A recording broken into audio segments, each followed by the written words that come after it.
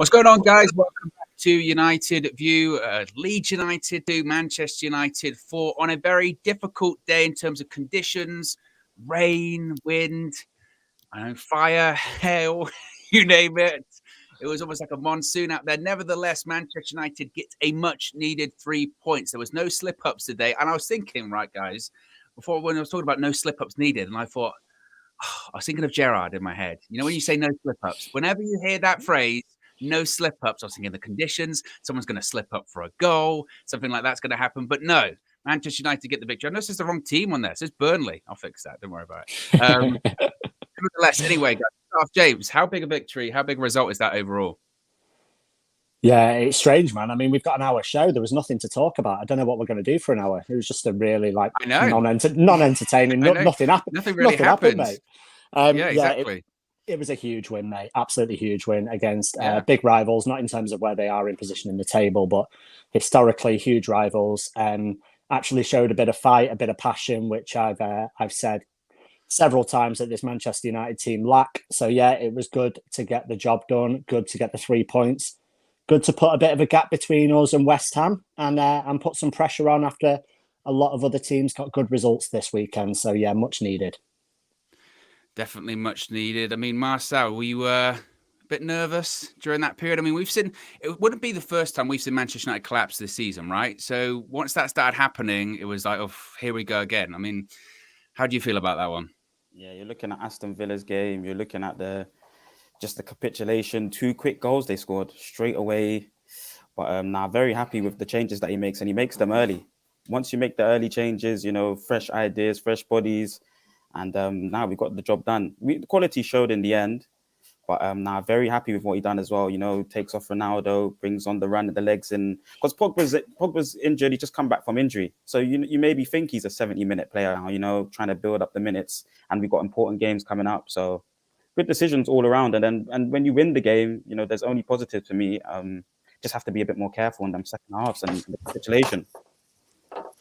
Yeah, definitely. Faz, debut on the full-time view on the match reaction. Welcome.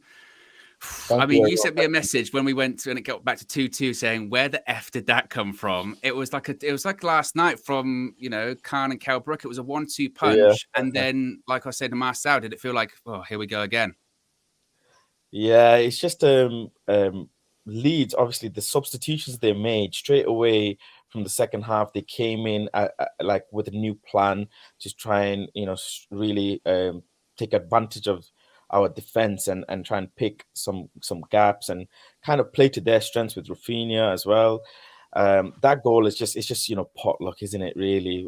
And then as soon as they scored that goal, I was like, oh no, here we go again. Second half, early goal. Then literally a few minutes later, second goal. I thought, oh my God, this is. And then when Pogba goes off, my heart just sinks. I was just scared. I was just so scared. Yeah, I was so scared. But I must say, I was just for a moment, I thought, no way, we're gonna let this go as well. James, you sent me a message when you know exactly what I'm going to say. You sent me a message when the substitutions were made. Ralph Rangnick made some subs, and they were somewhat controversial. Maybe not the Elanga one coming on for Lingard, but particularly the one Fred came on for Paul Pogba, who at the time was probably our best player on the pitch. It was at a time which the game we weren't composed and the conditions were bad and people starting to lose their heads a little bit. He was the one that was actually looking somewhat composed. And you sent me a message saying Ralph will sink or swim with this substitution. Did he swim? Well, I got a message when Fred scored from you, which said "swim, swim, swim!" exclamation mark. So yeah, exactly. I obviously stand by that. That was a big call for Ralph to make because Pogba was by far he's our most dangerous player on the pitch, right? He's our major creator. I know you can look at Bruno, but Pogba just dictates the play. His range of passing is superb. He's the one that's showing composure. I think he had to go at De Gea because De Gea rushed a kick out and Pogba's like, listen, let's calm it down, The ball's skidding, it's slowing down, but you can adjust your play for that. And Pogba looked very, very good today. So when that substitution board got held up, I was like, oh, okay, that's interesting.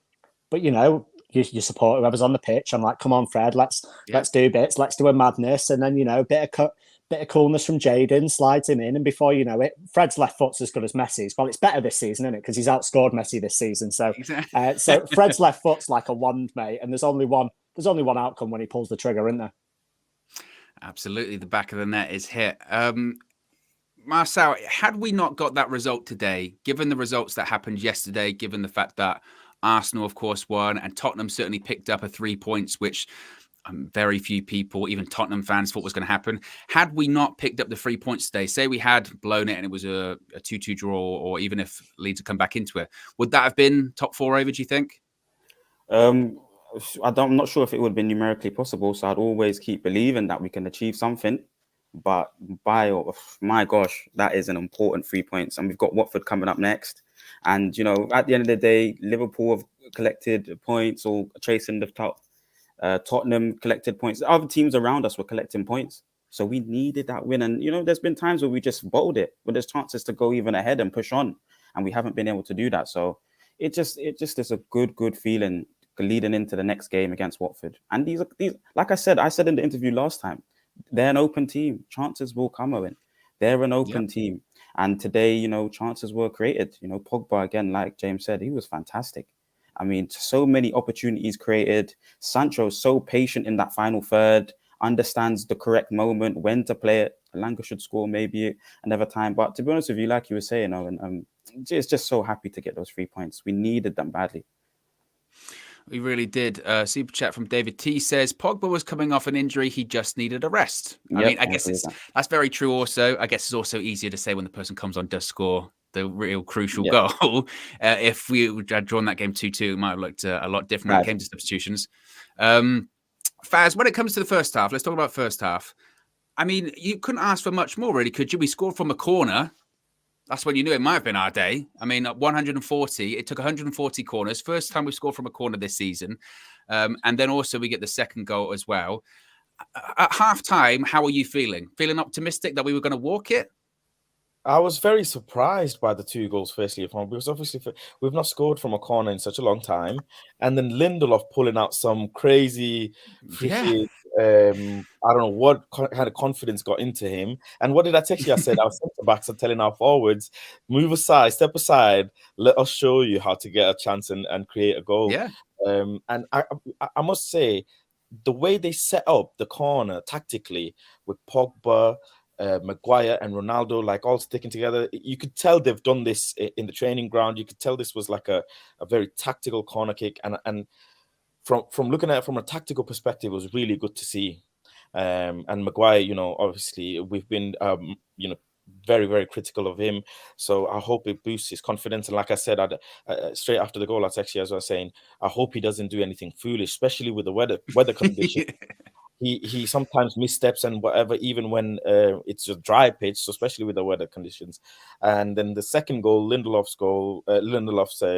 creation, and then Sancho's little chip to Bruno, sweet. I'm really, really, really pleased with Sancho at the moment. Going into second half, I was like, Ronnie's gonna get a goal. We're gonna just control the game and just cruise through, but probably be 4-0. That's what I was thinking.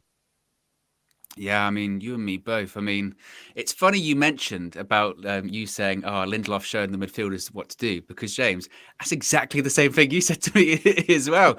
James sent me a message going, Lindelof's the number 8 we're looking for, apparently. Is Lindelof the guy we're looking for? I mean, to pick up, I guess, what Faz is saying there, James, I mean, first half, again, you're looking at Sancho and in the second half as well.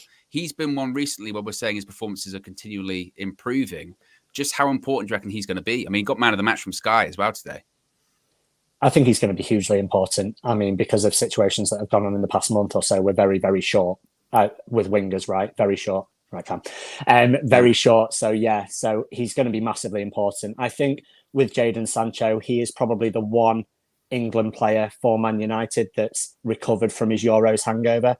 I think if you look at Shaw, Rashford, Maguire, and Sancho, they all came back, started the season reasonably slow. Other players did for other clubs as well.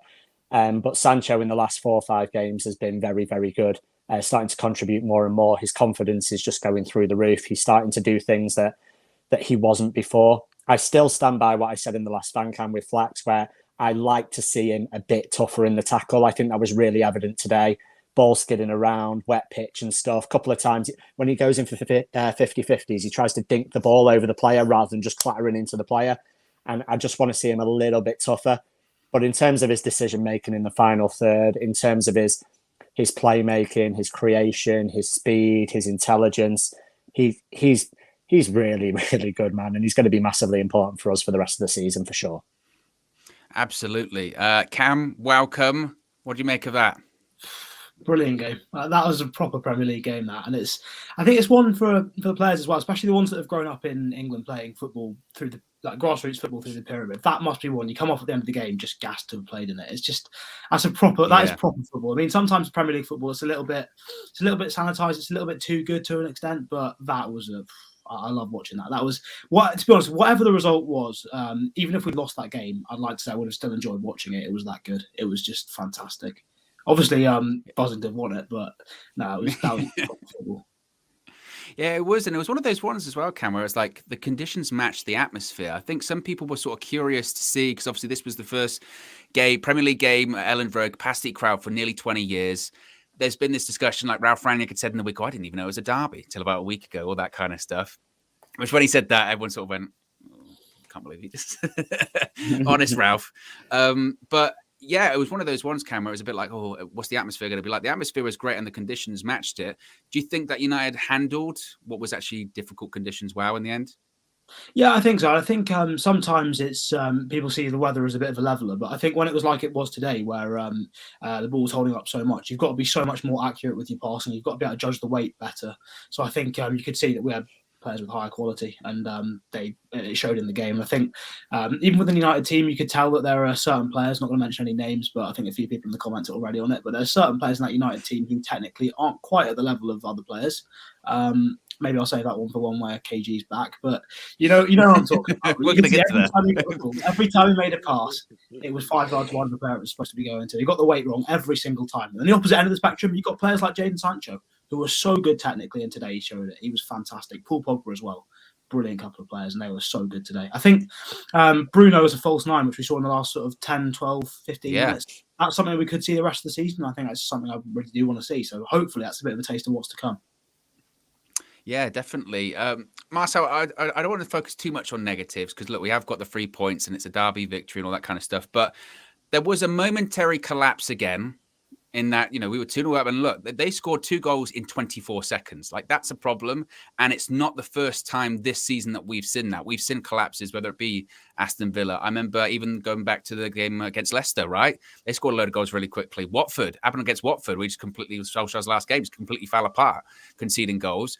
Is the positive to take out of that, even though it's happened again, in the sense that, but we recovered this time? There was some sort of a recovery, I suppose. Yeah, against better teams, there's a problem with that, though. I mean, yes. and the first goal's really lucky. De Gea should have better positioning, but again, that's like you could kind of, the first goal's really lucky, but De Gea needs to be a bit more composed. This distribution is a massive problem. I've been saying it for a long time, and Pogba just wants you to compose yourself and keep ticking it. He was connecting the dots for majority of the first half. Brilliant piece of skill from him, but it's just, we just lose the composure. We're losing the ball. Bodies are running everywhere. They just need to relax and build into the game. Again, I just don't know what Ralph says to players at halftime. What kind of mentality does he give them when it's time for them to go out and step out into the second half? And then, I just don't understand that. And against other teams, they're just going to shut up shop or just lock down the pitch once they come back and for a draw. Happy to take the 1 point. So, and now we've got Champions League fixtures, them kind of things too. They need to compose themselves a bit better, to be honest with you, Owen. And I know, like you said, the positive, it's only positives for me. At the end of the day, good early substitutions as well. I like early subs, fresh legs, because like I said, Pogba, he maybe looks like a 70-minute player now because he's come back from injury, and you need players to cover them spaces, and Fred's good at that. And he makes the run, breaks lines and gets into the box and has an opportunity to score. You need energy for that. So good decision. But positives only. Positives only. Faz, what do you think then this sort of mentality issue sort of stems from United? Because as I mentioned, we did recover this time. We got the winning goals, but there is still this element of just real fragility to Manchester United. One goal, you felt it right away. And if fans, we're feeling it, that the players have got to be feeling it as well, right? I've said it before in my fan cams as well. Soon as we concede a goal, if it goes 1-1, if it goes 1-0 up to the opposition, it's like we forget who to pass, we forget what to do. We look like we don't know our positions correctly, and that's exactly, like you said, 2 goals in literally a matter of seconds. Pretty much most of the games when we're conceding, it's so close in the first bit of the second half. We need to really, especially Rafs, needs to really get something in line where, the players are more chilled, they're more relaxed on the ball, they're taking their time, they're easing into the second half. Sometimes we're rushing into things, whatever, we're getting, or the other team are coming in too hot, and then they're taking the ball off us, and bish bash bosh, they're scoring a goal early in the second half. So we need to, I think, maybe as a unit, really take a bit of time when we go into the second half, not panic, just relax a bit more. Definitely. I think think about that, Cam, when you talk about game management, and this is maybe where it stems from as well. Game management, is that a concern whereby we've got, Champions League tie coming up across 2 legs? Game management's key in that sort of situation. We are fragile, but I guess now we're coming into the game with somewhat momentum. How are you feeling looking ahead of that? I mean, you know what? One thing you cannot say about Ralf Rangnick is that he doesn't learn from his lessons. So I think he... which game was it where we threw away a lead late and he didn't make any defensive subs? Can't remember which Aston game. Villa. Villa. Yes, Villa. After that, every single time we've been holding onto a lead, he's brought on an extra defender, switched to 5 at the back. He's sometimes it's a little bit too defensive, maybe a little bit too early. Sometimes it invites pressure, but you can see he's learned his lessons. He's learning with this group at the same time we are. We're learning a lot about the group, and I think as well. Look at the players that we've got. Jaden Sancho, Paul Pogba. This is the first time, I think, for consistent games that they're both starting to play really, really well. Pogba's been up and down for most of his United career, not put a really good run together. This is probably the best I've seen him play. And it's because we've got an actual system, an actual organisation, an actual structure going on. And it's very clear Ralf Rangnick knows what he's doing. I think this is what we've been missing for a very long time. An actual manager, not scared to make decisions, but he actually knows what he's doing. He's sensible enough and sort of calm enough, composed enough on the sidelines to make the right decisions with subs. He did it again today, made them early enough. I think if this was under Ole, those subs probably don't come until the 80th minute, 85th minute, by which point we may have lost the game or may have drawn the game. I think Ralf Rangnick knows what he's doing. And going into a Champions League, obviously, tie across 2 legs, no away goals now, so that's one less thing to hold on to in terms of hoping for an exciting display this week and in Madrid. But I think he'll be very... I think Rangnick will be very cautious. I don't expect to see a midfield of Mctominay, Pogba and Bruno start the first leg. I'm pretty sure it'll be McFred and one of Pogba or Bruno. Maybe we see Bruno as a false 9, but I don't think you can leave out Ronaldo in the Champions League, so maybe that'll have to wait another week or 2. But I think he'll be cautious. I think he'll do exactly what he believes has to be done to get through the tie. It's like in the Euros. For the group stages, no one was really that blown away with how England were playing, but Southgate knew what he was doing. He had a plan. He was sensible. He stuck to it. He knows the way you get through tournaments is you don't have to go and win every game 6-0, 1 or 2-0. Just manage the game, be composed. And I think that's what Ralf will do in the Champions League. So I'm pretty excited for it, actually. And I think on our day, we've got patches in every single game where we drop off and we look like we could concede a couple. But I think on the right game, we can match any opponent. I think our players will step up when they come up against better opponents. They're getting more and more familiar with each other, with the game plan, with Ralf Rangnick. So I think it's not going to be too long before we are in hopefully the Champions League quarters or semis. So I'm pretty optimistic with that.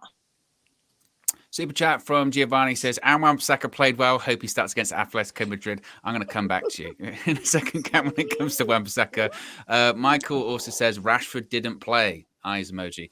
Cam, I'll come back to you when it comes to Wan-Bissaka because let's just get it out the way. the Wan-Bissaka situation.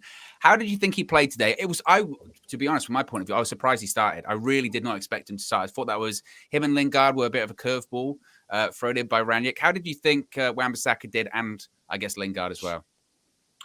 I thought Jesse Lingard was pretty good. I think in terms of on the ball himself, I don't think he did that much with it. But I think with his movement, the way he was drifting in and out, I think it did cause Leeds defence all sorts of problems. Because obviously with their man-marking structure, as soon as Lingard jumped off the right wing, opened up, went out to the left side, they had an extra player to deal with. He made some nice triangles with Sancho and Bruno a few times. So that was okay. And he gave some energy, which is what we needed. It wasn't a 10 out of 10 performance from Lingard, but a 6 or a 7, he was decent enough.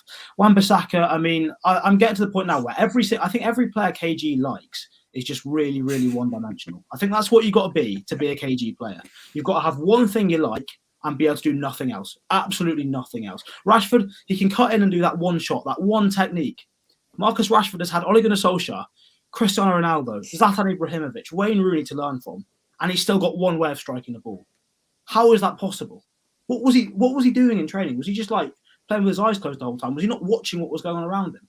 And Wan-Bissaka is exactly the same. The number of things that Diogo Dalot can do that Wan-Bissaka cannot do is ridiculous. And Diogo Dalot is not a Cancelo level player. He's not a Trent level player. He's not Kyle Walker level even. And Kyle Walker's not that great. But he can do so many things Wan-Bissaka cannot do. Wan-Bissaka, he can slide tackle. Can he defend the back stick? No. Is his positioning good? Nope. Can he pass the ball? Nope. Can he get out of a press? Unless he can sort of nick the ball round his man, that is his only way of playing out of a press. He can't make a 1-2.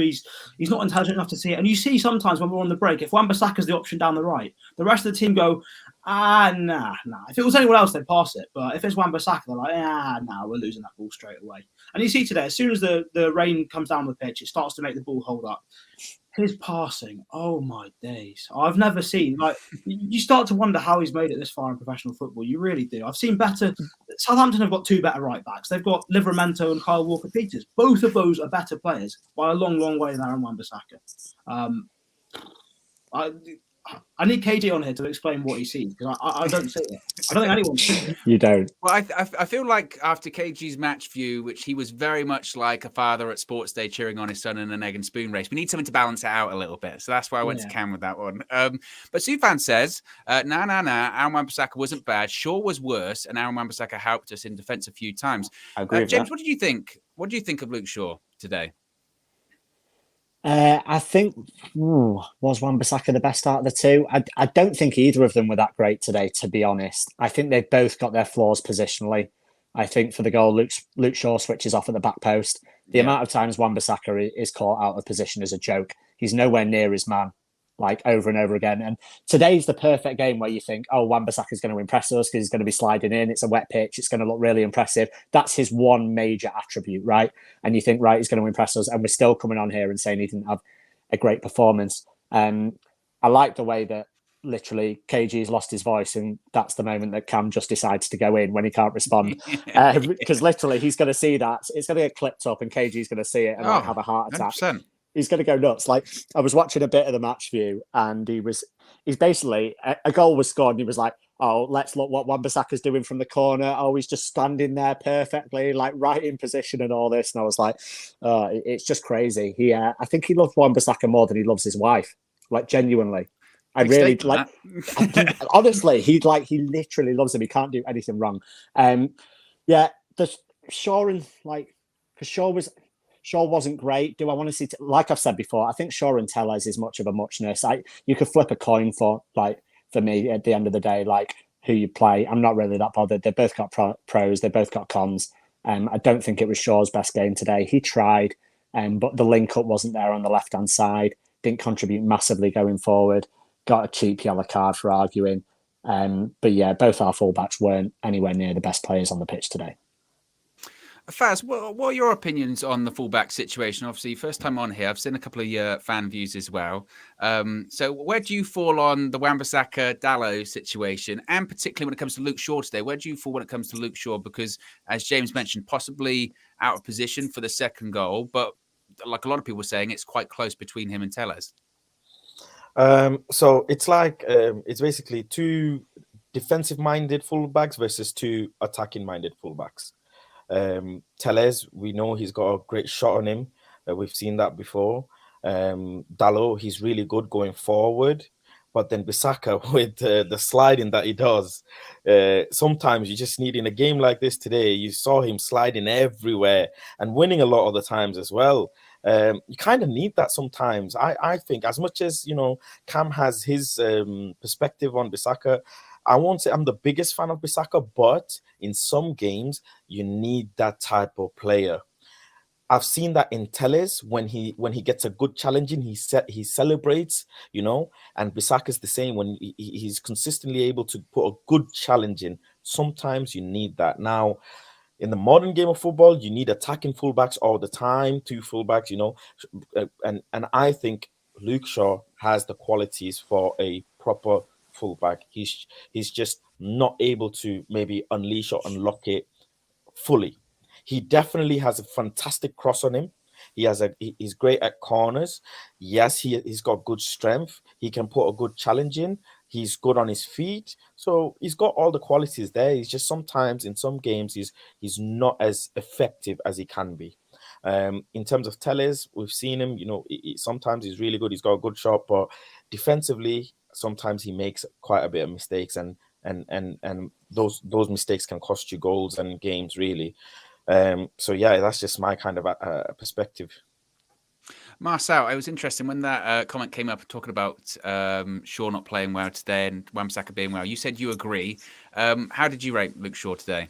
Luke Shaw, as soon as I think we conceded, played a big tackle. Wan-Bissaka's been playing a lot of big tackles. For me, the fullbacks have to defend first in this kind of game because a lot of players are breaking lines, they're running forward, and we just needed people to put the challenges in. It was a physical game. So for me, Wan-Bissaka done what he had going forward. Okay, he wasn't brilliant, but we have creators in Pogba, Bruno that can do that side of the game for us. I needed somebody to put in the big challenges and to just keep the Leeds players away. I don't think Delo is capable of that, to be honest with you. Yes, positionally, Wan-Bissaka's poor, but he made a lot of interceptions today. So, and that's through the passes as well. So for me, I think Wan-Bissaka defensively, and that's what I would have wanted more from him today. I wouldn't have wanted his offensive qualities. He done that very, very well. And it contributed a lot to this performance. Luke Shaw, for me, doesn't have the recovery pace, for me, honestly. But again, good tackles today. He tried to link up. Like Faz said, he tried. It wasn't as effective as he could have been. And he hasn't been like that all season, to be honest with you. Like we were saying before, he has a little bit of that maybe Euros hangover. But I liked Wan-Bissaka's performance. There needs to be rotation. We've got a heavy month coming up, so there needs to be rotation. And like players like Jesse comes on and he doesn't play well, but he just does the running. And you need that to cover the ground, cover the spaces, give Leeds problems because they're running everywhere. So Ralph done a brilliant job. Wan-Bissaka, I think, for what he had to do today, done a brilliant job. And Luke Shaw done well as well. Sticking with defenders, Cam, since we're talking about the fullbacks, of course, Victor Lindelof started today with Harry Maguire. Obviously, he came in for Varane in the last game because Varane pulled out with illness. I still think a lot of people probably expected to see Varane start today, despite obviously keeping a clean sheet in the week with Maguire and Lindelof. How did you think Lindelof did with Maguire? And then we'll talk about some of the comments today that were said yesterday by the likes of Tim Sherwood, Paul Merson, because I do want to get into that as well. But how did you think Lindelof did? I thought it was pretty good today. I mean, obviously the defensive, he did his defensive job really well, but he got forward and made some really nice carries up the pitch, which was fantastic. Obviously, the second goal was basically created by him. I think he's a really, really good player, Victor Lindelof. I think it's something he doesn't really get enough credit for. We've had this myth for a long time that actually it was for a while it was justified, where that every time he comes up against a big striker, he gets bullied a little bit, and he does. Yeah, that is true. Like, yes, in that sort of game, you want Harry Maguire playing, probably. But in a lot of games, Victor Lindelof's actually, I think a lot of his defending is on his head rather than with his feet. He's in the right place. He makes sure he knows where the attacker's going to go. He controls a lot of situations. You don't see him get dribble past very often at all because he knows exactly where he's doing. He's in control of situations rather than having to react. I think that's a really important thing to have in a defender because he knows that means it brings calmness and composure to everyone around him, I think. And as well with his distribution, it means that players like Bruno, players like Pogba, even the forwards can get the ball in the right pockets of space because they can trust that Lindelof's going to break 2 or 3 lines with a pass. We don't have many centre-backs capable of doing that to the way Lindelof can. Yes, Varane is very good on the ball, but he's not breaking lines anywhere near as much as Lindelof. He's fantastic. Yeah, don't get me wrong. Varane is fantastic at sort of keeping the tempo going, playing the ball out to the fullback, side to side, whatever, and he can take it on both feet, but he cannot break lines like Lindelof can. I think he's the only one really in our squad out of our centre-backs that can do what he does. So I think he's a really good player to have, and hopefully going forward, I do want to see Lindelof and Varane playing together in some games. I think they just bring so much more composure than having Harry Maguire alongside. And yeah, Maguire was okay today, but I think Lindelof and Varane's got to be the solution. Yeah, I was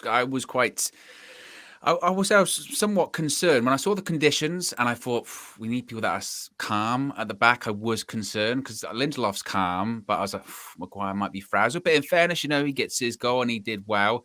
I do want to touch on these Tim Sherwood comments and the Paul Merson comments. I know it's kind of away from the match, but I don't think we can't talk about them because they're so crazy. So if you're not aware, Tim Sherwood was on Soccer Saturday yesterday, and they were talking about obviously all the Maguire stuff that happened in the week and talking about Varane. And his point of view was that basically Varane isn't a good partner for Harry Maguire, and possibly Harry Maguire, I guess, is playing not great this season because Varane's been his partner.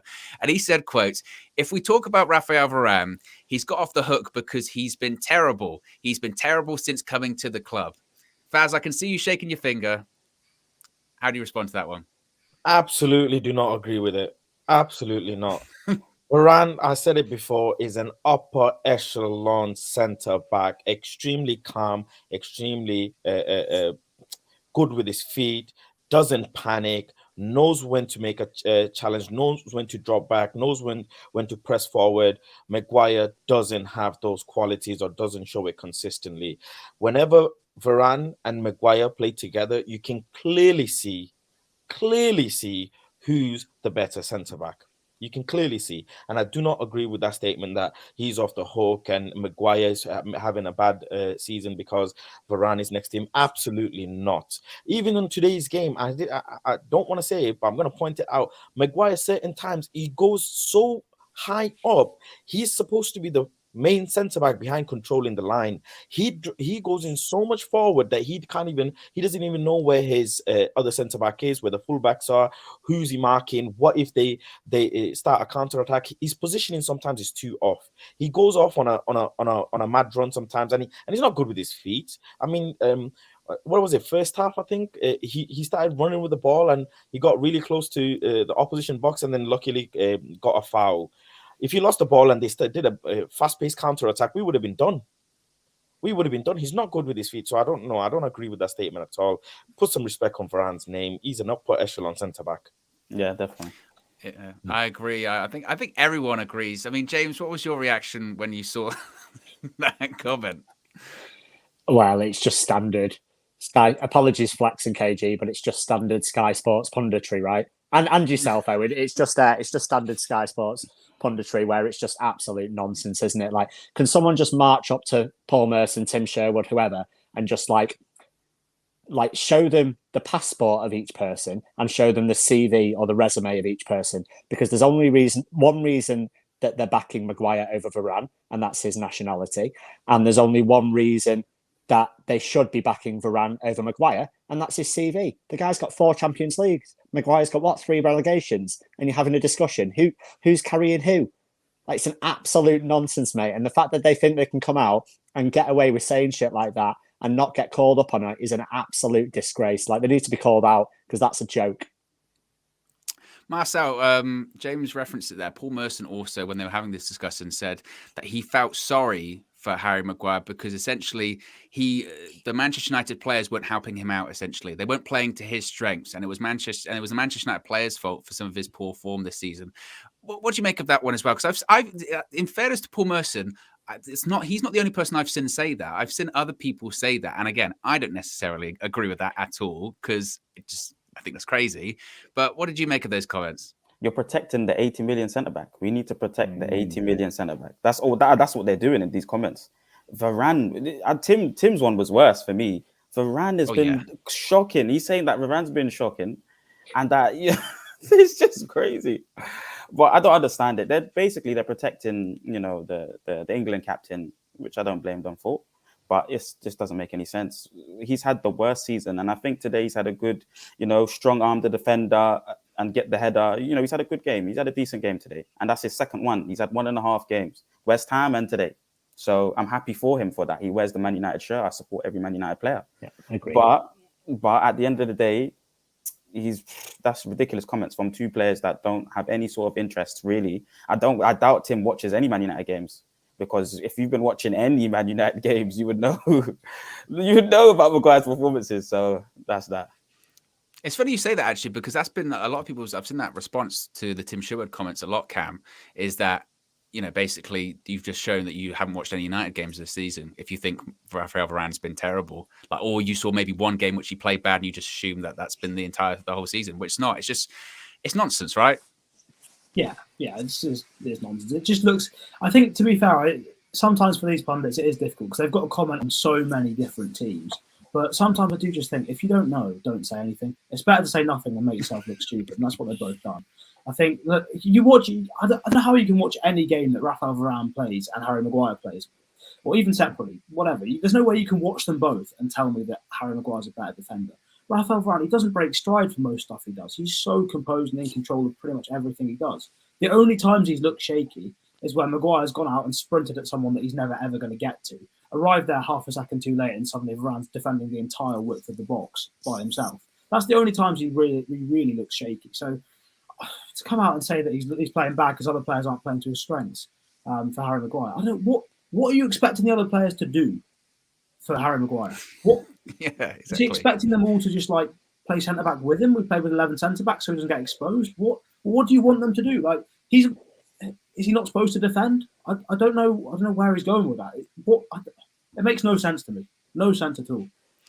Yeah, and I think also as well, sometimes with the modern social media day and age, and the fact that we're talking about it now, maybe you could argue that he's already won because we're talking about Tim Sherwood, right? Talking about his nonsense comments, and sometimes there are certain pundits or whatever, and they're meant to be impartial. Sometimes they're not. Unfortunately, I remember Tim Sherwood was the same guy that said nobody wanted Ralph Rangnick when I was like, well, apart from Chelsea last season. Oh, and Tottenham at the beginning of the season. Oh, and Newcastle as well. But nobody wanted him. Why let the facts get in the way of a good story, right?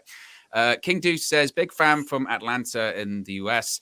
Love the channel. Watch you guys every day. Notifications are on. Appreciate that, King Deuce. Says, I'm a little late to the conversation, but Owen, do you think that Aaron Wan-Bissaka's strengths outweigh his deficiencies? We did talk about Aaron Wan-Bissaka earlier on, but since you have done the contribution, I'll go to you, Cam. Since it's a Wan-Bissaka discussion, do his strengths outweigh his deficiencies? I think, to be fair, some of the other lads did make some good points earlier that in games like today, you do sometimes want someone who is going to put a tackle in. But for the majority of games, no. To put it simply, no. Right? I think you saw today the amount of space Wan-Bissaka had, or the amount of space we had down that right side a lot of the time, but we could not build up down that side because as soon as that ball gets to him, we lose it. Or we either lose it or it goes back to De Gea and he's got to kick it long, which is a problem in itself because a few times a game, every one of his long kicks just for 5 minutes just hits an opposition player straight away. But yeah, anyway, Wan-Bissaka, no. His strengths do not outweigh his deficiencies. His one strength, slide tackling. Deficiencies, the list. I could start now and probably not finish by the time the other show is over. There are so many. I don't know. I can go through it, but we've been there already. Yeah, just the answer is no. We've been there already. First, to give maybe a bit of the other side of the argument, do you think his strengths outweigh his deficiencies? I have to agree with Cam there. It is right. Maybe I'm just being a little bit of a fan, it's like a fanboy, but there's room for improvement for sure. He needs to learn. He needs to learn from the other fullbacks. Some of the attacking aspects of the game. Passing clearly is not one of his strengths at all. So there's a lot of room for improvement compared to the strengths that he already has. Yeah. James, we'll switch back to the game. Talk about Scott McTominay. So I did want to single out McTominay because McTominay is that guy that gets criticised a lot, right, on social media, and a lot of people saying he's not good enough, not at the quality to be a Manchester United player. I sent a message to a friend of mine during the game, and I think you have to look at it during Ranick's entire time here. Like, has Ranick really developed McTominay, or is McTominay starting to fulfil, I guess, some of the potential that quite a few managers have seen in him at this point? I think both those can be true, right? I think if you look at it, the people criticising Scott, I think he's had 4 or 5 man of the match performances under Ranić. So there's no question that he's playing some good football. Like, I don't really think that's massively arguable unless you have a massive agenda against Scott in the first place. I think he's playing some decent football, right? And his role has changed under Ranić. So Ranić is part responsible for that. He also critiqued him in one of his first few games about a sideways pass. And do you remember the interview that Scott did where he was like, no, he said one. Very sharp. And he got he got a bit tetchy and a bit sharp about it. So there's the fact that he's critiquing certain parts of his game. I think Scott's one of these players that gives everything. I know people hate that, Passion FC and all that, but I think he wants to improve. I think he wants to impose himself on the game. I think today is a perfect game for someone like Scott. I thought first half he was very good. Held this position very, very well. Start of the second half, not so much. Bit dragged out of position, was a bit all over the place, and that kind of led to our downfall a bit early in the second half. And he looked a bit leggy towards the end of the game. But I definitely until we sign someone, he's unarguably for me part of our best 11. I don't see an 11 that we play that doesn't have Scott McTominay in it. Whether you choose to play Bruno and Pogba, or Fred and Bruno in the bigger games, or Fred, Pogba and Bruno as a false nine, you can pick any of those combinations, but Scott's in every single one for me.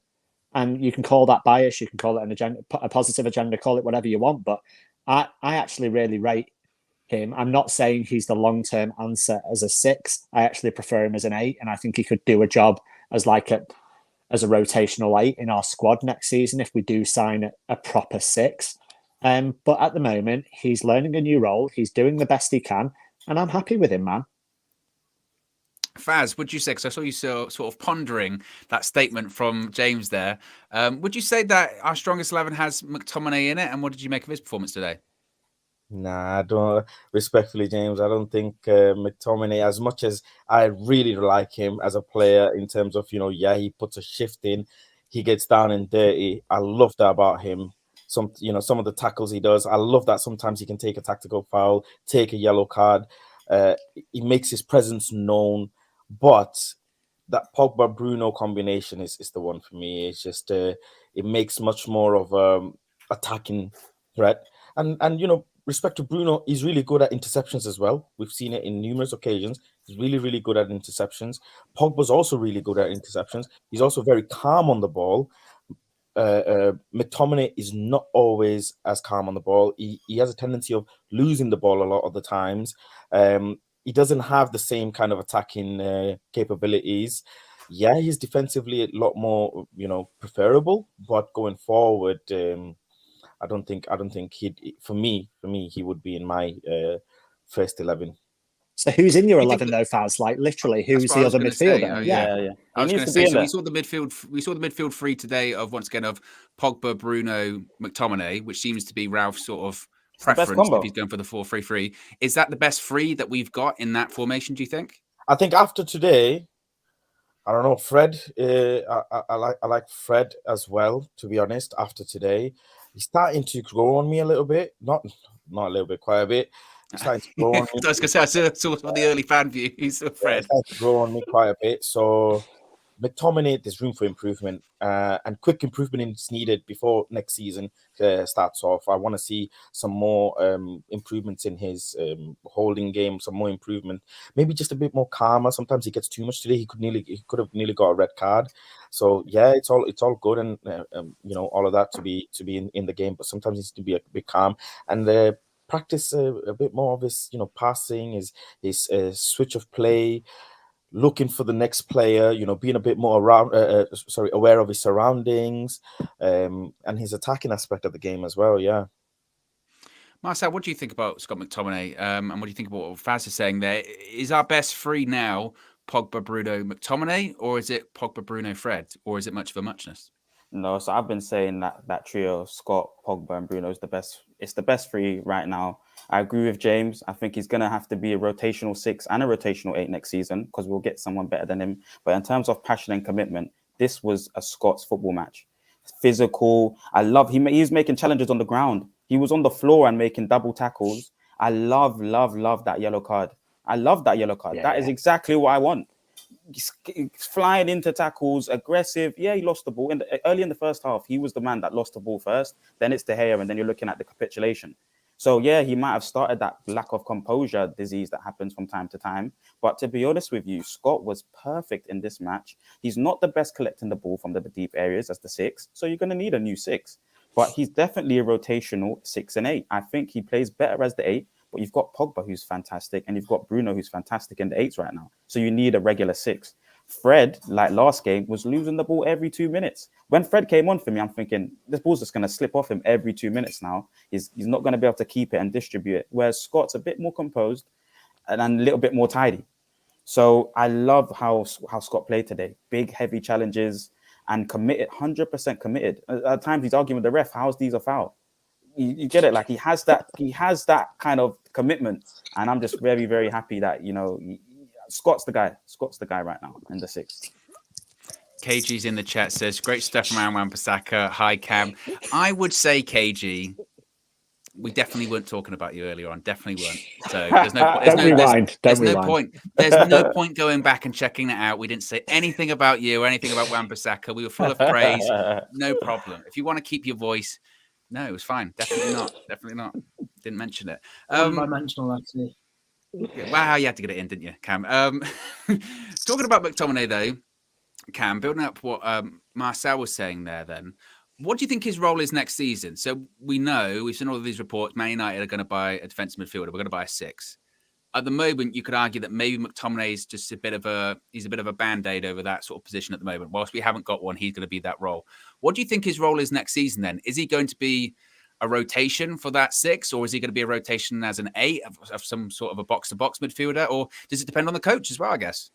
Yeah, I think it depends on the coach, but I think the boys are right. It's going to be a rotation 6 and a rotation 8. I think that's realistically his role. That's what he should be in the squad. I think he's not really good enough to be a guaranteed starter at United, but he's a good enough player to be in the squad. He's a very, very good squad player. You can't complain with that.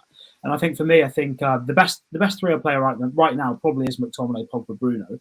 But if you're playing against a big team, you've got to take out one of Pogba or Bruno for Fred. I think it's just you just need those legs, or potentially Bruno as a false 9, put Fred in the midfield, and then drop Ronaldo.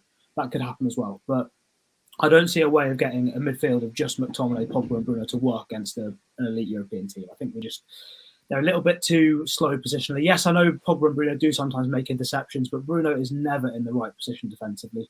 As soon as we've lost the ball, he's just pressing by himself, running all over the place, doing his own thing. Pogba today was so good on the ball. He was incredible. But again, he's not the quickest to turn and run back when we've lost the ball. He's not sprinting back. He's not getting back in there. And you leave McTominay with too much work to do. So I think, McTominay going forward is going to be a rotation player. But what I like about him is, I see some similarities here with Declan Rice, is that every single season, every single match, you can even look at periods of the season for Scott McTominay since he's come through, and you can see at this point he's been criticised for this. He's gone away, worked on it, and got better at it. And then this thing that he's not been good at, he's gone away and got better at it. And there's so many different bits that he's added to his game. So when he first came into the team, I'll be honest, I thought he was just a typical Mourinho guy. Mourinho was just like, you know what, there's a kid here. I can give him a couple of minutes at the end of the game. He's 6'4". He'll probably be okay. He can run around a bit. I thought, that's what Mourinho sees in him. He wanted to use him as another one to be like, oh, you know what, I've given this many young players their debuts. Just another number. That's what I honestly thought he was to start with. And then as he got more and more composed, he started to want the ball a bit more. He started to get on the ball, obviously most of his passes were sideways initially, but then he got criticised for that, started playing the ball forwards more, started to develop his range of passing. He started to get quite good at that switch of play from the right side out to the left as well. And he's got better at receiving the ball under pressure. And there's little bits every single season you can see he's adding to his game. And a player like that is constantly getting better and better and better, by the time he's 27, 28, he will be a really, really good player. He'll be not just a decent squad player, but he might actually be to a point where he can push for starters. And I like that. I think it's important to have players in your squad that want to get better constantly. And I think I see that in both Scott McTominay and Declan Rice, who's probably the man we're going to end up signing. So it's a good thing to have in a player. And going forward, there's no reason to sell him. No reason to get rid of him at all. Sticking with you, Cam, for a second, because Scott McTominay, of course, gets compared to Darren Fletcher, and that's my segue to talk about the Darren Fletcher quote that also came out last night from Ralph Rangnick. So a lot of people, like us, we've been talking on these kind of shows going, what does Darren Fletcher do, right? He's on the touchline, but he's also the technical director. Most of the time in other clubs, you see the technical director up in the stands, involved in maybe transfer stuff, more sort of club business as opposed to actual match business. So Ralph Rangnick was asked about this, Cam, and I don't know if you've seen the quote, but Ralph Rangnick said, quote, what is his role with regards to the club? I don't really know, to be honest. I can only tell you what is happening in training sessions, around training sessions and games. In those areas, it's good to have him on board. Is that concerning? Is that worrying? I mean, yeah, from a club perspective, having a guy just floating about, just doing what he wants and helping out with training sessions, sitting on the touchline, there's so many questions, like what is going on in this organisation. But at the same time, from what I've heard about Darren Fletcher, I think he is quite a good analyst. He knows what he's talking about football-wise. So I think he's obviously clearly a trusted voice for Ralph Rangnick. So I think, in a sense, if he's useful and if he's actually helping out the coaching staff, then I don't see a problem with it. But at the same time, it is a bit. You wouldn't see that happening at City or Liverpool, would you? It's a bit of a mess from the club side of things. I don't know what's going on there. But James, isn't it one thing that, whilst, okay, he's useful and whilst Rangnick's happy with him and whilst he's a trusted opinion to Rangnick, he's still the technical director by name, and it doesn't sound like what a technical director does, is it? No, not really. But then when have we ever done anything that goes with exactly what we should do? We just haven't done that over the past 17 years. I just think the whole situation is very, very strange. He's labelled as technical director. Rangnick doesn't seem to have a clue what he does. And yet we will hire a set piece specialist. So in some areas of the club, we want specialists. And in some areas of the club, we're just willing to let people float around because they're ex-players and they don't have any speciality. And then the specialists we do hire, we change their specialist attribute and get them to warm up the defenders. I just think the way the club's ran is just absolutely crazy. Does it affect things on the pitch? Probably it filters down at some level. Should we be concerned about it as fans? I'm not really sure. There's probably more pressing matters to be concerned about. It was probably reported because Manchester United is the biggest clique in football and there's a news story every day. And obviously it interests us as fans. But you've got an ex-club, well, do I call him club legend? A very good player of the club just hovering round. If there's one person that you would expect knew what his role was, it would probably be Ralph Rangnick, but he seems as clueless as the rest of us. Yeah, Faz, what did you make of that comment? I mean, again, a lot of people have been asking as to what Fletcher does, and Ralph Rangnick has even been asked, especially when it was in January, talking about transfers and stuff like that. He said, I don't really deal with that. That's for the director of football, John Murtough, and the technical director, Darren Fletcher, to be involved in. And yet he also doesn't really know what Darren Fletcher is doing that much. When you see that kind of comment, what do you think? I was very surprised. I was very unhappy because first and foremost, as a fan, it shows you that the manager of the club isn't even aware of the person who sat next to him in the dugout of their role. There's clearly no sync in the club, right? If he doesn't have a say in, he clearly says, I don't deal with the transfer or whatever. Well, then the person sat next to you in the dugout, are you and him not talking? Do you not talk? Do you not discuss about the team? Do you not discuss the future? And you're clearly going upstairs after this season. So True. where's the think really? So you should have been aware. You should know what his job is. You're the head honcho at the moment, running the club. So you should be aware. The way he responded, saying, to be honest, I don't know. I kind of find that a bit disrespectful towards Darren Fletcher. I must say. I would, if I was him, I would find it a bit disrespectful because you see me every day. You know exactly what I'm doing in the pitch, next to you in the dugout, behind the doors in second half, whatever. You know what I'm doing. So why would you make a comment as such? I think there's no syncing between those two, and it shows we need to hit the reset button. Whether that be Ralph in the position that he's now next season or going upstairs, whatever it is, but we need to hit that reset button. We can't bring a manager in, keep this guy, let that guy go, let him bring in a journalist, a specialist, a this person. No, we need to hit the reset button. Either just wipe it all clean and get a new bunch of people to run the club, or really fix this shit show. Really, because I was embarrassed as a fan after hearing that comment. I think we're starting that process. Yeah, I think we're starting that process. Go on, Marcel. I think we're in the start of that. Yeah, because Ed Woodward's leaving, and I'm pretty sure he's the one that employs Fletcher as that role. He's been making some bad business. He's been making bad business decisions for a very long time. Players leaving on frees, managers not knowing who their staff are. So I feel like that process is starting, hopefully, and Ralph now going upstairs will understand what's required and who needs to be where for the manager, and he'll hopefully prep the manager well because he's had that experience at the dugout itself. So I feel like that process hopefully is starting, guys. David T says, when Leeds pulled that second goal back, I started contemplating using the tie excuse to avoid the banter.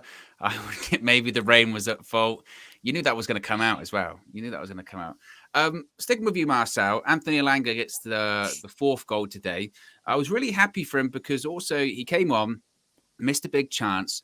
Also, when Fred scored his goal, he got it looked like a coin or something thrown at the back of his head. He scores his goal, celebrates in front of the Leeds crowd. Also, after the game, points to the badge, shushes them, all that kind of stuff. How did you feel about Elanga's performance today? I'm very annoyed with that finish. That he needs to be a bit more mature. The first one, he really needs to be a bit more mature.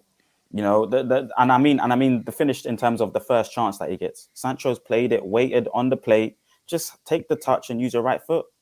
Just take the touch, use the right foot. You buy yourself time with a good touch onto the right foot, and then just look for the goal. It was a bit annoying, to be honest with you, that he doesn't bury that. But the second finish was good, and it secured us the 3 points. I liked his pressing. I liked him running about. Yeah, he's a Man United player. I feel like he's a Man United player. We've got an affinity towards him as the fans. I'm glad that he's part of the team, but I'm also glad that Lingard starts today, a bit more of a mature head. But you've got to do better with that, man. Honestly, it's annoying. It really annoyed me in a key crucial moment. He's had a big moment with the penalty. He's had another big moment now. He's young. He is young. Give him time. But the more times you play, the more comfortable you're going to get in those positions. But to find yourself in that position is also a positive. I don't know. I'm happy for him. A goal is always a good confidence booster. Cam, what did you think of Elanga today? Because Elanga, realistically, obviously being at the club, come through the academy, but he's another player. We spoke about Mctominay earlier that Ranić's, put into the side, developed. He's one of those names, wasn't he? That as soon as Ranić came in, first training session, he was like, I like Anthony Elanga. I like him. Are we seeing, again, a player that's really starting to develop under Ralph Ranić? Well, I think the big thing he offers is that being a young player coming through, he can be moulded into whatever the manager wants, and I think that's so valuable to have when you join a club as a manager, because you've got a situation where you've got a lot of big stars in the dressing room who may not be so keen to buy into what you say straight away, and if you've got a young kid who's going to listen and do exactly what you say, you can put them on the pitch. The big stars will have to go, right, well, if I want to play, I'm going to have to do that as well. So I think, in a sense, as much as Elanga's been good on the pitch, I think he's also a really useful tool for Rangnick in terms of making a point to everyone else in the dressing room. So I think he's really, really important in that sense. I think today it was the right option to start Jesse Lingard. I think the energy, the maturity that he's probably got was the right call. I think Rashford's out of form at the moment again, even though he was in form for what? About a game in 10 minutes, maybe. I didn't last long, but anyway, he's out of form again. So it's between Lingard and Elanga. So I think Lingard was the right choice to start. It was embarrassing seeing that from the Leeds fans throwing stuff at Elanga, but I mean, to be honest, probably what you expected from them, if we're truthful about it. But yeah, it was nice to see Elanga fighting words today. James, let's talk about Cristiano Ronaldo, because I see some people going, "Oh, you're not talking about Ronaldo." What do you think of Ronaldo today? I mean, wasn't involved a ton. I mean, he was involved, I guess, with the third goal, passes it to Sancho, then passes it to Fred. I mean, I suppose he can't score every game. Missed a big chance in the first half, must be said. Ball came in from Pogba, skips past the defender really well. Maybe the ball holds up just slightly because of the conditions, but you still expect Ronaldo to score. What do you make of him today? Because there's a lot of scrutiny on him at the moment, isn't there? I think you're being pretty generous by saying the ball held up a little bit, to be honest. Like, if we're all being brutally honest, Ronaldo of 5 years ago scores that 100 times out of 100. Like, he puts his left foot, right foot, don't care. If it's skidding, stopping, holding up, don't care. He puts that in the back of the net. So that finish was probably for all the people that said Ronaldo's back last week, right, after he scored. Like, we had a very just a good discussion around Ronaldo, like, for a long time, right? It was about a half-hour discussion around Ronaldo, and everyone made good points, and no one said he didn't have a role to play at the club. Everyone still said that he was able to do stuff like he did last week against Brighton. That goal was sensational. But I don't think he's the player he was 5 or 10 years ago, and I'm not really sure you can argue that. And when you look at the finishing and some of the build-up play and stuff today, it's like, I just see glimpses that, he's not the player he used to be. That's not to say that he doesn't turn up in the Champions League on Wednesday and goes and puts a hat-trick past Atletico, because that's what he does. Simeone said something like a comment a while ago saying, if it wasn't for Cristiano Ronaldo, I'd have 3 of these European Champions Leagues, right?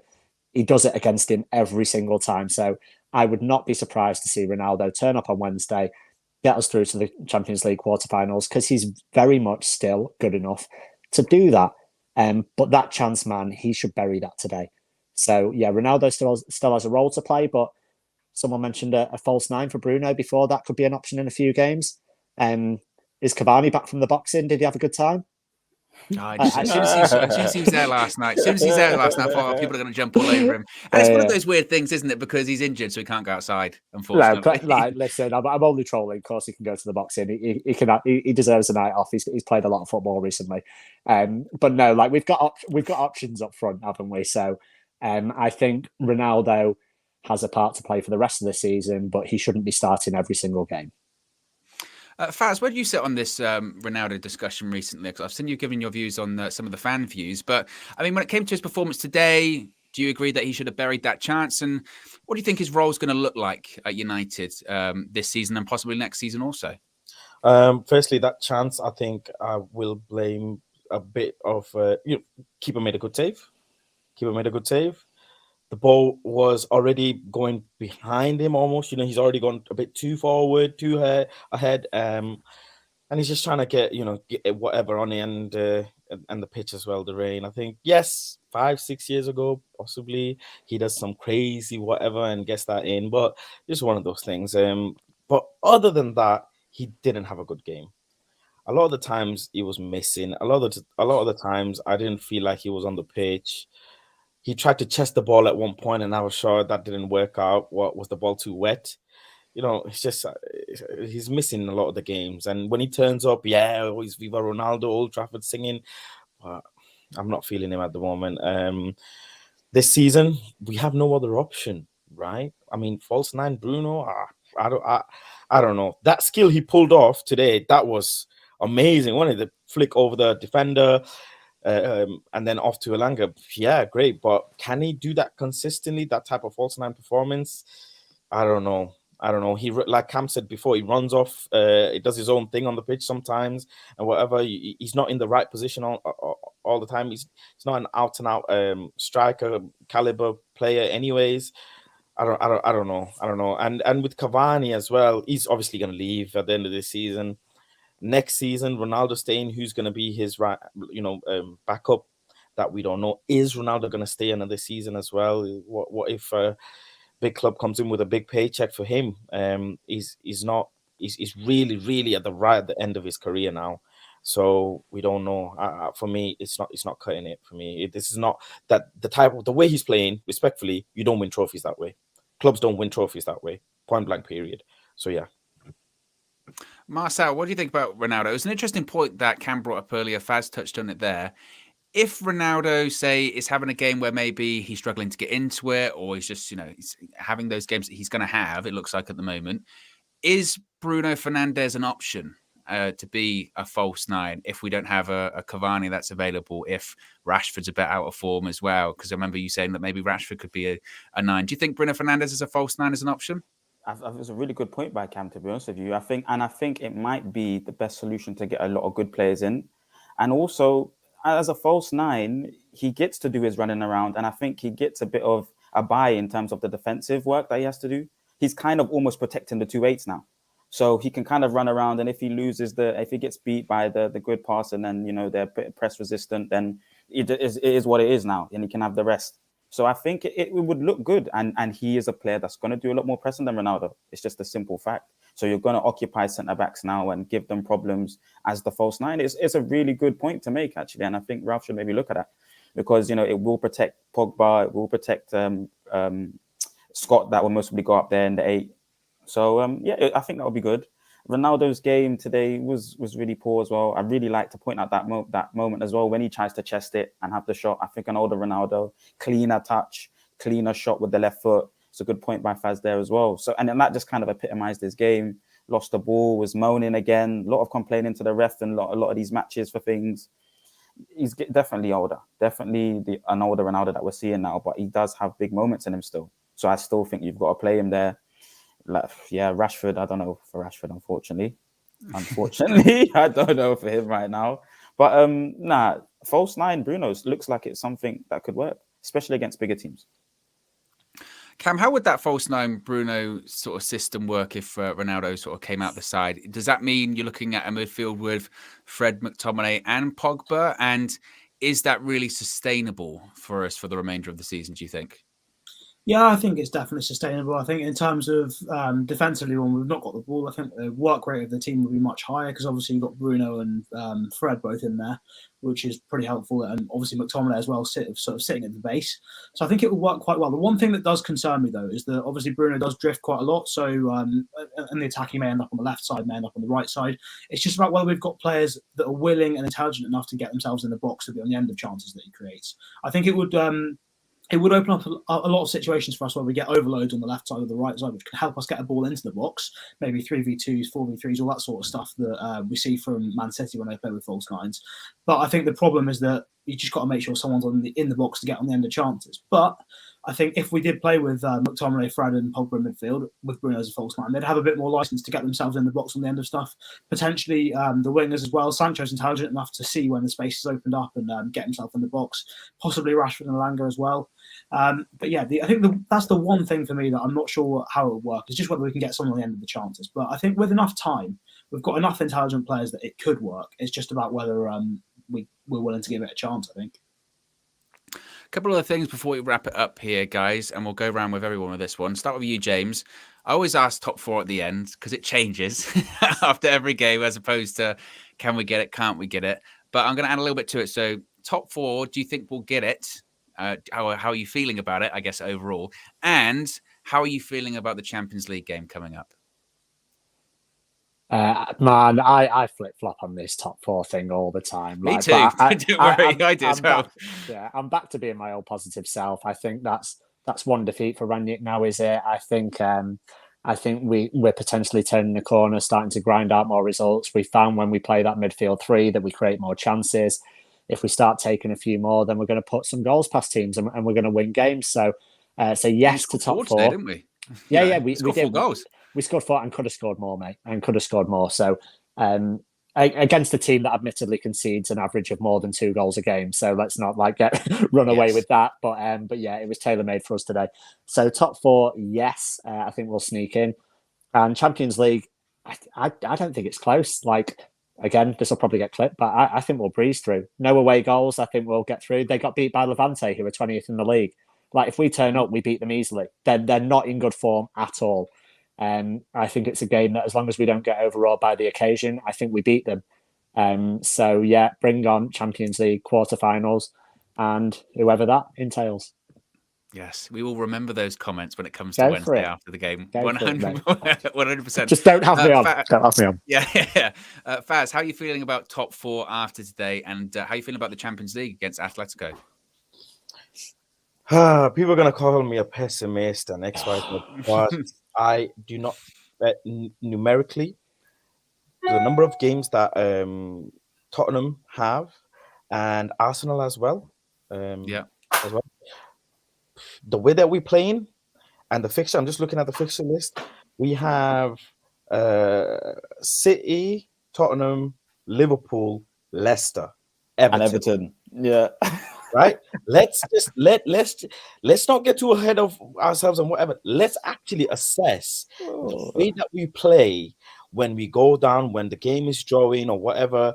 If we draw out of those 5 fixtures, if we draw, let's say 2 of them, lose 1, draw 1, lose 1, over. Top 4 is gone. Simple as that. Numerically, top 4 is gone. It is an extremely hard task to make top 4, in my humble opinion. Extremely hard task. We must at any cost beat City, beat Arsenal eventually when we play in Arsenal away. We must draw with Liverpool. So these are extremely hard. And if Ronaldo doesn't turn up on one of them games, we're done. If Rashford plays in one of them games and he misses a sitter, we're done. If Bruno misses an empty net in one of them games, we're done. So for me, in all honesty, I've already given up that hope. I've already given up the top 4 hope. Maybe if we beat a couple of these big teams and put on a shift, I'll be a bit more upbeat. But I've said that Marcel knows in the fan cam, 1 game at a time. 1 simple game at a time, 3 points at a time, 1 win at a time. I'm not going to get ahead, but for me, I'm already prepared myself emotionally for no top 4. Yeah, I've already prepared myself emotionally for no top 4. In terms of the Champions League, James has actually given me a lot more motivation to look forward to it, in all honesty. So I'm looking forward to the Champions League. And he's right. Cristiano, he turns up, doesn't he, against Atletico all the time. So hopefully we cruise through Atletico Madrid and I'm more excited for the Champions League. I'll be honest with you. It's what it is, isn't it? So yeah, that's just my opinion. Top 4, I don't think we'll get a Champions League. I think we'll do okay. We'll do okay. Interesting. Marcel, another eternal optimist here. So what are you thinking when it comes to top four after today, and how are you feeling about the Champions League? Well, it's a good point. I think Arsenal have got 3 games on us and they're on 42, we're on 46 or something like that. So, it's, and Tottenham as well. So they are in and around us and it's not in our hands. We've got the March madness. So many big games, so many competitive football matches, a couple away from home as well. So it is difficult, but it's still possible. Numerically still possible. So for me, 100% believe, and especially if we go to Watford and win that game, let's see what happens in the week for the other clubs. Let's see what happens. Arsenal got a congested area. They've got maybe like 3 games in 6 days, 7 days. It's difficult. It's taxing. So let's see what happens with them. And then let's see what happens with Chelsea as well. They got the 3 points this week and they're 6 points now and they've kind of pushed away. But let's just see what the other clubs are doing, because that's what it's going to be. That's the only way we're going to get the top 4. But someone's got to make a fumble. Someone's got to make a mistake. So top 4, yes. I believe it's still possible. I'm going to be there at some of the games. So I know what happens. And then Champions League, I always believe that, with Ronaldo in your team, you have a player there that just loves competition at the highest level. It's possible. Let's see. You've got to see the draw for the semis and the route through, but yes as well. Yes and yes for me. Cam, round it up. Let's see if Cam's going to be optimistic or not. How are you feeling about the top 4 after today, and how are you feeling about the Champions League beginning midweek? I still think we'll get in the top 4. I think there's a lot of teams that have got a lot of games in hand. But I think at this stage of the season, all of these teams in the top 4 race, there's a reason we're in this race, and it's because we can't beat the teams that are lower down in the league. I think, obviously the games against the other top 4 contenders are really important, but realistically, we're playing a lot better than we were a couple of months ago in the other games, and that's why you can pick up a lot of points. So I think we've still got a great chance to get in top 4. I think games in hand, sometimes we always assume it's sort of 3 points for each game. It's not. Spurs and Arsenal are not going to win all 3 of those games in hand. It's just it never works out the way you expect it. So I don't see that happening. So I think we've still got a great chance of top 4. I think we will beat Atletico as well in the Champions League. I think the first leg might be a bit boring, but I think second leg will get the job done. Interesting stuff. Well, we're going to round it up there, guys. Where can we follow all of you guys on social media? Beginning with you, James. At jdixon_88 on everything. Faz? Faz1996 on everything, or Planet Faz on everything. Marcel, with your brand new Twitter account. Yeah, at Marcel. At Marcel 11 or 10. I think on everything, to be honest with you. It might be different on Instagram, but at Marcel 11 or 10 on Twitter anyway. That's what I'm using all the time. Cam? At StatmanCam on everything. There you go. Well, we're out of here, guys. A big 3 points for Manchester United today, and we go again very quickly. We've got Champions League midweek. Very excited to see it. And Flex, of course, is going to be with all of the fan views and his view outside of Ellen Road, hopefully, after the game today. Not only just obviously with the atmosphere, but with the weather. So I have no idea what that's going to look like. So tune in, see what it's going to look like. I'll be watching because it's going to be very interesting. But anyway, guys, we're out of here. Peace.